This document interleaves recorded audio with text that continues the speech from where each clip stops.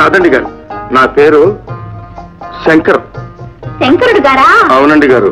అక్క ఇంకే, అదిగో మూడో నేత్రం, అది జటాజుటం. ఏవండి, నెత్తి మీద గంగ లేదేవండి? మా ఊరి చెరువులో ఉందండి. కాస్త తన్విస్తే నెత్తినెక్కడ నున్నావుగా, ఎక్కి కూర్చో. తడ మీదకి పార్వతి కావాలిగా, నువ్వు కూర్చుంటావా? పిల్ల బాబు గారు లోపలికి రండి.